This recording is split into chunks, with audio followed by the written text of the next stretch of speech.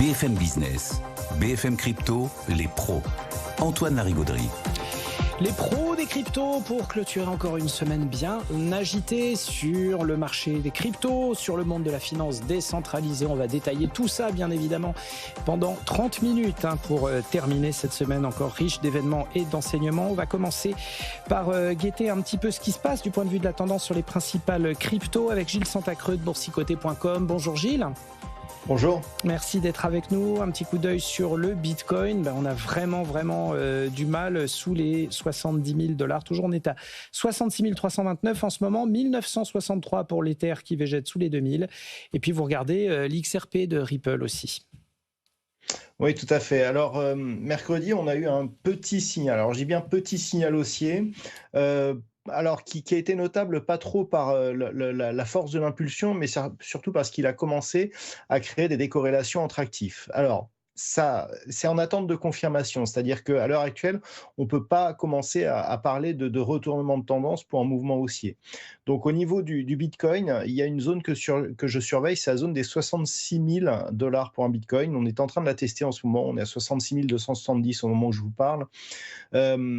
On l'a reprise mercredi, depuis on navigue plutôt au-dessus, mais cette impulsion, elle est encore une fois insuffisante. C'est-à-dire qu'il faudrait au minimum repasser au-delà des 70 000, 72 000 $ pour un Bitcoin pour commencer à avoir des signaux positifs. Donc c'est encore un peu tôt.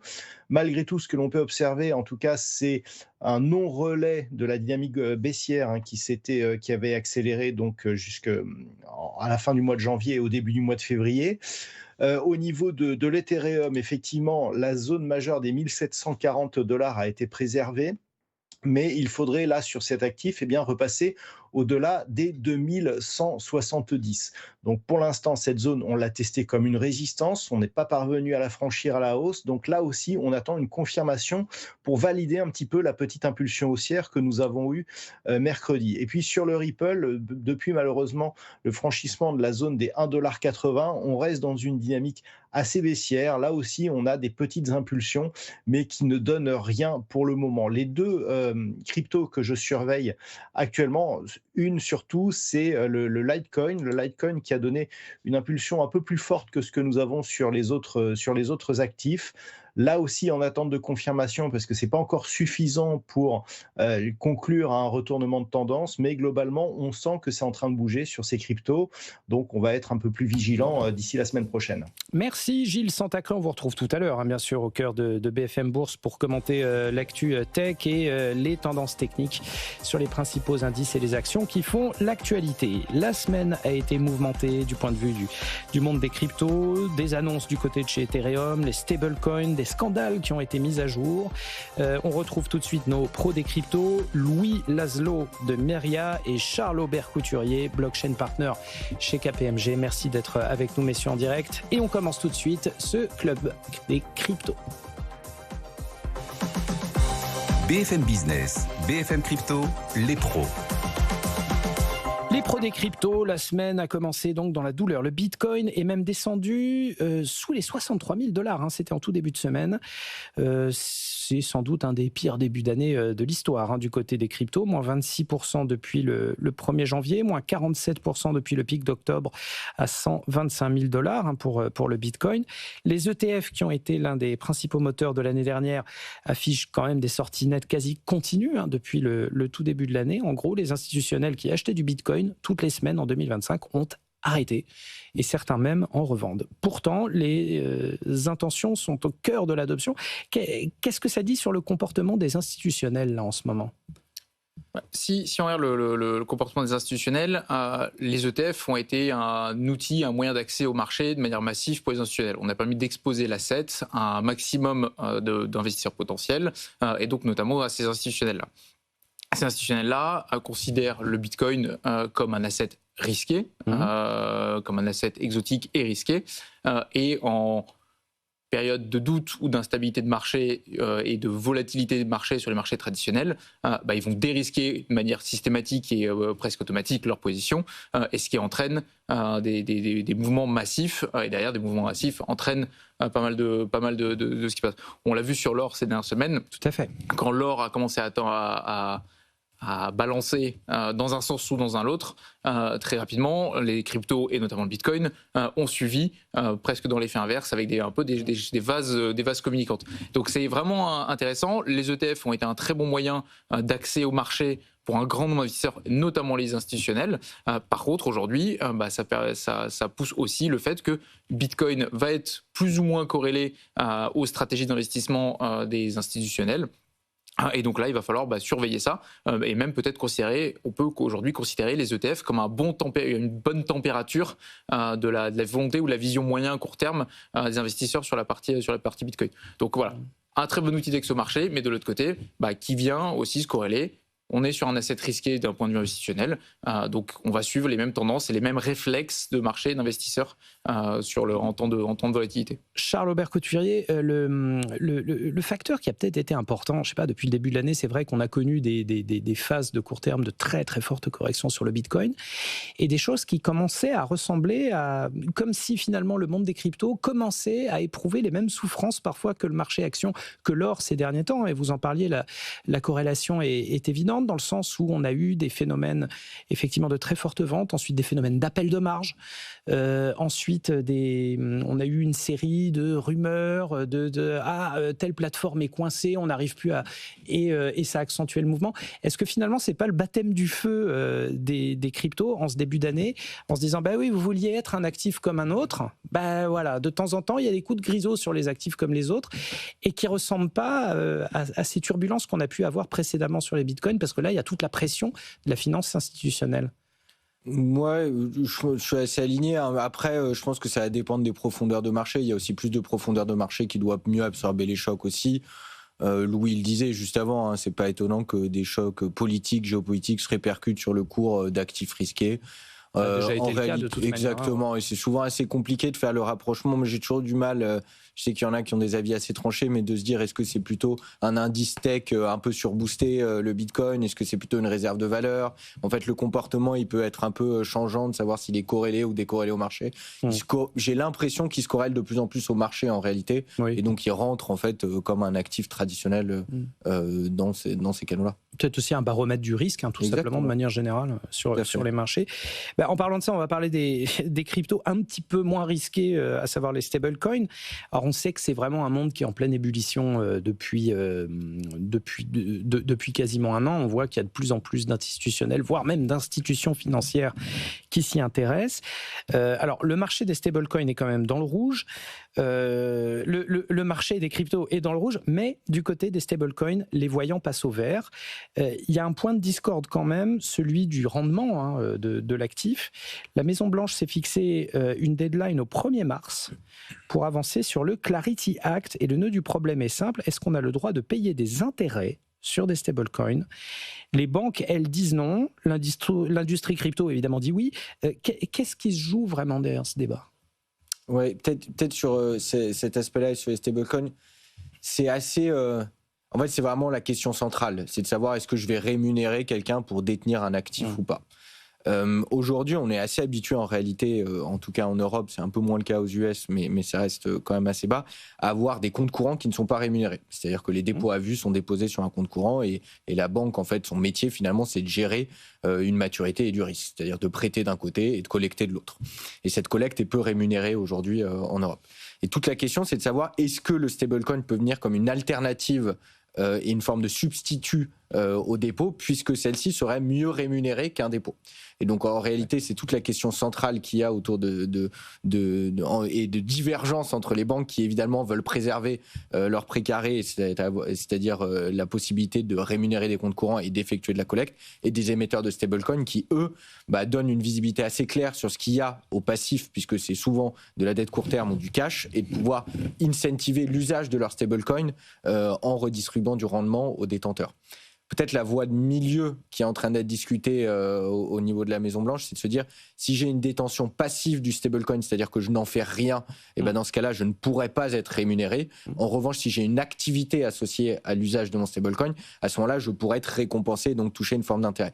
Donc une forme de voie de milieu qui vise à dire et à pousser le stablecoin non pas vers une forme d'épargne ou de compte où je cumulerai un solde, mais plutôt vers un moyen de paiement ou un moyen d'échange. Et finalement, en fait, le stablecoin, c'est un peu le livret A.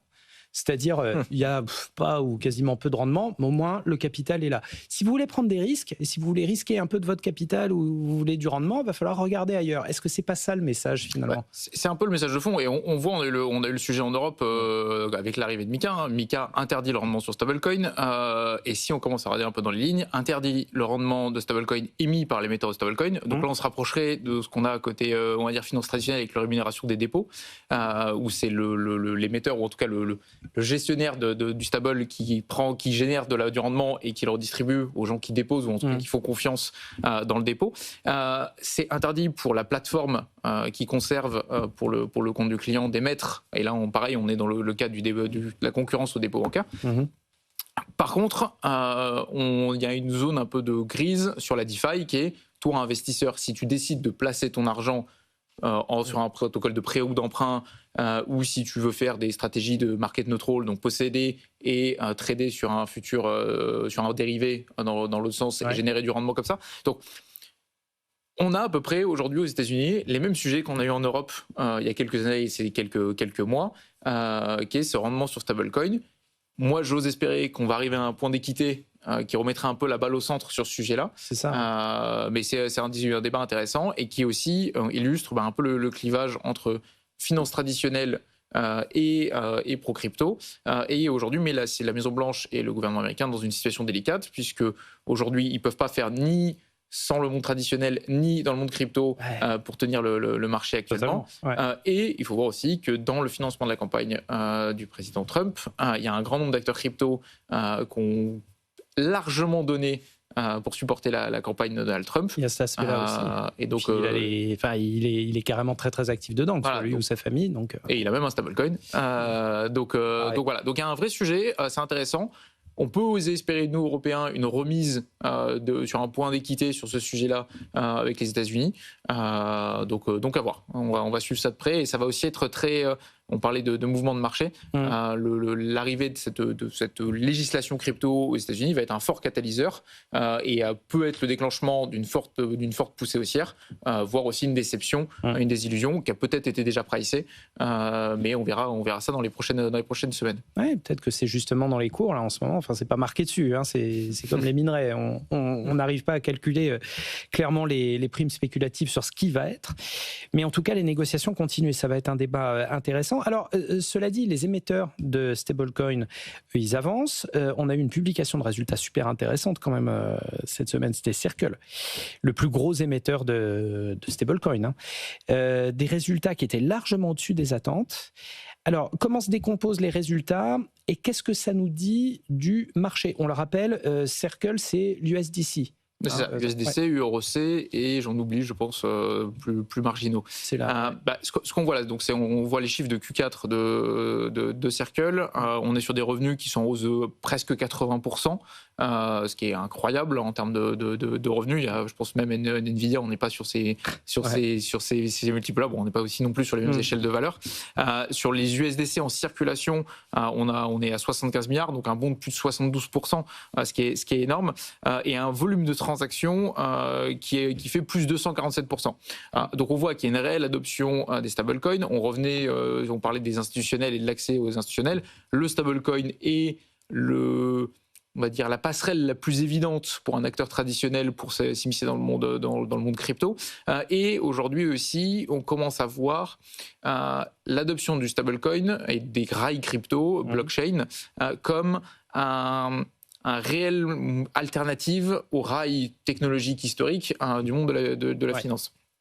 Donc le stablecoin, on voit qu'il y a une réelle adoption pour le paiement, pour les échanges transfrontaliers, pour le settlement d'objets tokenisés, d'actifs tokenisés, mais potentiellement d'autres actifs dans le futur. Donc les résultats de Circle sont à l'image de l'adoption des stablecoins, et plus on aura d'adoption de stablecoins, plus Circle performera. Tether aussi dans une moindre mesure, ou d'autres émetteurs potentiels.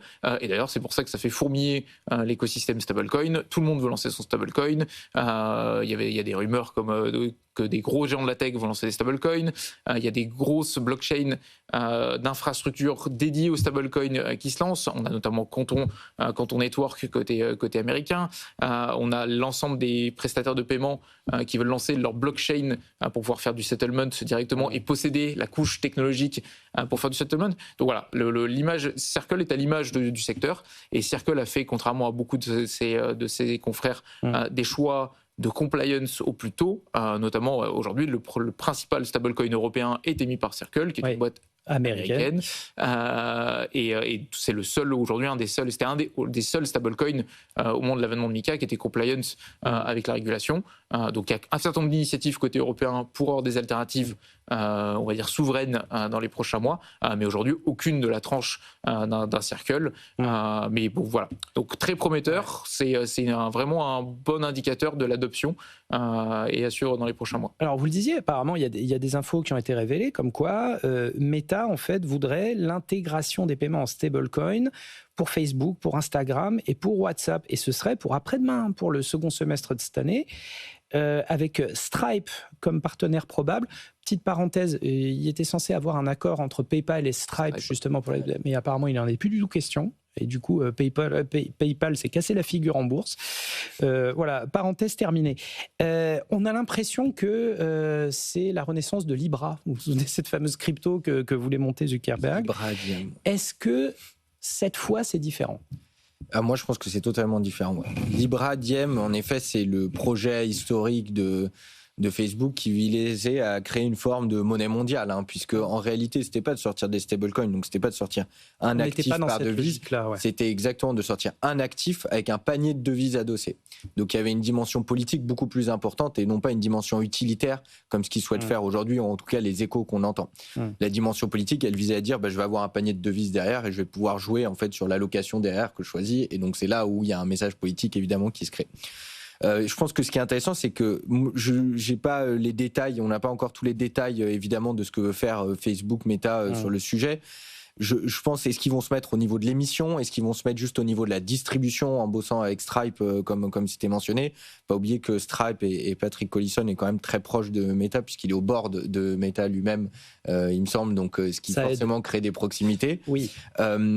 En fait, le rationnel, il est assez simple. Il y a 1 milliard d'utilisateurs, il y a différentes plateformes, différentes géographies. Est-ce que finalement, il n'y a pas un actif de règlement qui permette d'être au carrefour de toutes ces géographies, de toutes ces plateformes? Et ça pourrait être un stablecoin. Donc, depuis qu'on en a parlé avec Libra, il ne faut pas oublier que les technos ont changé. Depuis, il y a une scalabilité beaucoup plus importante, des briques technologiques beaucoup plus claires, des cadres réglementaires dans différentes juridictions, au Japon, en Europe, aux US, etc. Enfin, il y a tout un tas d'enablers qui ont sauté, donc ça semble totalement cohérent. Alors, on passe à Ether avec l'Ethereum Foundation qui a publié ce qu'ils appellent une nouvelle feuille de route, la Straw Map. La nouvelle feuille de route d'Ethereum, et visiblement, il ne manque pas d'ambition, ces gens-là. Qu'est-ce qu'on doit retenir de cette déclaration d'intention ? Déjà, ce qu'on retient, c'est que Ethereum continue à construire. Parce que Ethereum, aujourd'hui, c'est un peu une blockchain dinosaure, comme Bitcoin. On est vraiment dans les tauliers de l'industrie. Mais ça n'arrête pas de construire, même si elle est décriée par beaucoup de ses concurrents. Et notamment, on parlait de Facebook, qui a fait, où le projet Libra est mort chez Facebook, mais a donné naissance à des blockchains. Parce que l'équipe blockchain de Facebook a créé Aptos et Sui donc derrière. Et qui était là justement pour concurrencer Ethereum, mais on voit qu'aujourd'hui Ethereum est toujours là, on voit que Ethereum a toujours une TVL qui est toujours très significative et de loin la première devant beaucoup, et aujourd'hui Ethereum aussi sert d'infrastructure, de squelette à beaucoup de layer 2 et de beaucoup de blockchains pour des usages divers et variés au-dessus d'Ethereum. Donc Ethereum est toujours là. Ethereum, donc le plan qui a été annoncé, c'est un plan sur 3 ans avec une roadmap biannuelle de plus d'un certain nombre de versions. On parle de 7 versions. Sans rentrer dans le détail, en gros, la roadmap tourne sur plusieurs enjeux. Le premier est la scalabilité du layer 1 pour continuer à pouvoir utiliser le layer 1 pour de le rendre un peu plus scalable sans aller chercher un usage ultra scalable comme peuvent se targuer les différents compétiteurs. Là, Ethereum pousse, on va dire, l'usage et la scalabilité, on va dire, usage utilisateur final sur les Layer 2. Et donc, pareil, dans la roadmap, il y a un certain nombre d'enjeux pour aider à la scalabilité des Layer 2, à la vitesse des Layer 2, pour pouvoir dérouler des usages de plus en plus intensifs sur les Layer 2. Donc, le premier axe de cette roadmap, la scalabilité d'Ethereum, tant la scalabilité infrastructure que la scalabilité usage. Deuxième usage, c'est la partie Quantum Ready, d'être capable de construire et de permettre à Ethereum d'être résistant au post-quantique. Donc je rappelle, le quantique, aujourd'hui, on en est très loin. On fantasme beaucoup là-dessus, mais on ne sait même pas si ça arrivera un jour réellement à un usage industriel. Mais au cas où ça arrivera un jour, aujourd'hui, il y a un certain nombre de choses qui sont déjà prêtes pour ça. Donc l'idée, que ce soit pour Ethereum, mais aussi Bitcoin travaille sur le sujet actuellement. Il y a des échanges assez intenses dans la communauté Bitcoin sur le sujet, d'être résistant au post-quantique. Et donc ça fait partie de la roadmap en cours. Le troisième axe autour de ça, c'est la privacy. Il y a beaucoup de sujets autour de ça. Et donc, c'est de renforcer les usages autour d'Ethereum sur la privacy. Un usage est très simple. Dans le cas d'institutions financières qui font du trading, on n'a pas envie qu'à chaque trade qui passe, on puisse voir l'ensemble de l'historique de leur position, de leurs assets en cours, puisque c'est comme jouer au poker en montrant ses cartes à tout le monde. Donc, il y a beaucoup d'enjeux aujourd'hui de la blockchain sur la privacy, sans perdre aussi le côté compliant, puisqu'il faut aussi à un moment être capable de prouver l'autorité ou l'origine ou autre de ce côté-là. Et mixer les deux, c'est peut-être ça qui est le plus difficile. C'est pour ça qu'il y a tout un enjeu aujourd'hui actuellement sur l'industrie, sur la privacy au sens large, d'être capable de ne pas s'exposer à tout vent, mais d'être capable de prouver qui on est, d'où on vient, et qu'on a aussi également les fonds, puisque c'est aussi la logique de la blockchain, c'est être capable de prouver qu'on a bien l'argent qu'on veut dépenser. C'est ça. Donc voilà, donc c'est les trois enjeux auxquels va essayer de tendre et de répondre Ethereum, avec une roadmap qui est assez agressive et assez intensive sur les 3 prochaines années.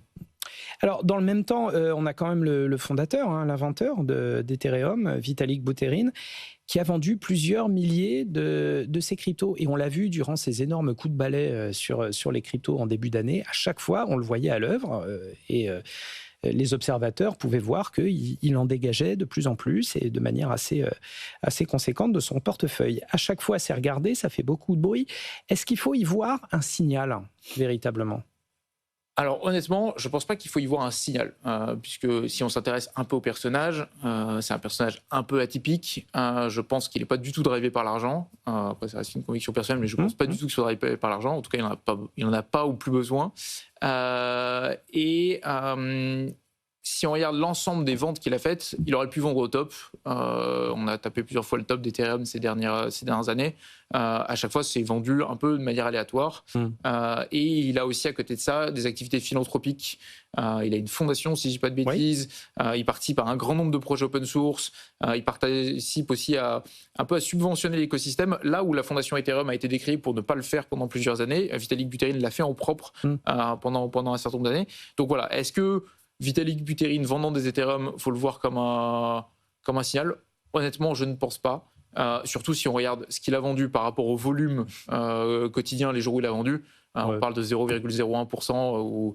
Donc c'est vraiment dérisoire. Donc oui, c'est un signal. Oui, c'est regardé. Et sur la twittosphère, on n'appelle plus la twittosphère, mais la xosphère, c'est regardé. Puisque c'est le fondateur, c'est vraiment l'icône, un des fondateurs, et c'est vraiment l'icône du projet. Après, en vrai, dans les chiffres, c'est vraiment une goutte d'eau dans l'océan. Puis, je veux dire, si vraiment ça avait été pris au sérieux, l'Ether serait tombé à zéro. Enfin, y a pas de... Vous parliez de Twitter, de X. Je ne veux pas vous prendre au dépourvu, mais il y a quand même eu une grande nouvelle hier. Jack Dorsey, le fondateur de Twitter, qui a fondé Block, donc qui travaille sur toutes les technologies de blockchain, de crypto, etc., a juste annoncé qu'il allait licencier la moitié de son personnel. Bon, le titre s'est envolé de 20%. Qu'est-ce qui se passe chez Jack Dorsey? Est-ce que quelqu'un veut répondre à cette question? Je pense que c'est juste le début d'une tendance. Je pense que c'est tout simplement très pragmatique, qui voit qu'il va y avoir certainement une révolution dans la manière de process des opérations via l'émergence, alors je ne suis pas un spécialiste, mais de l'intelligence artificielle.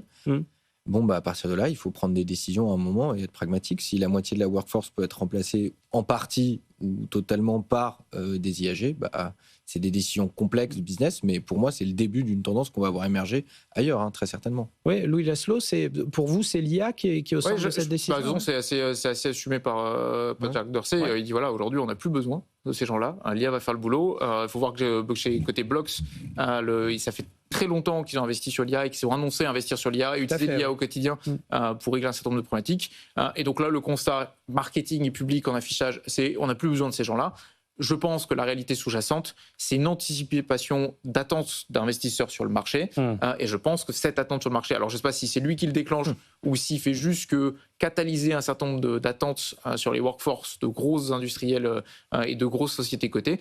Mais je pense qu'il faut s'attendre et chez Nvidia et dans l'ensemble des boîtes, que ce soit Facebook, des GAFAM et de toutes les sociétés cotées, à une attente investisseur de supprimer une partie de la workforce car l'IA remplacerait beaucoup d'usages. Donc, je pense que il catalyse des ambitions et il anticipe aussi une tendance, peut-être qu'il se trompe et qu'il est parti dans le mauvais sens et embauchera dans les mois qui viennent.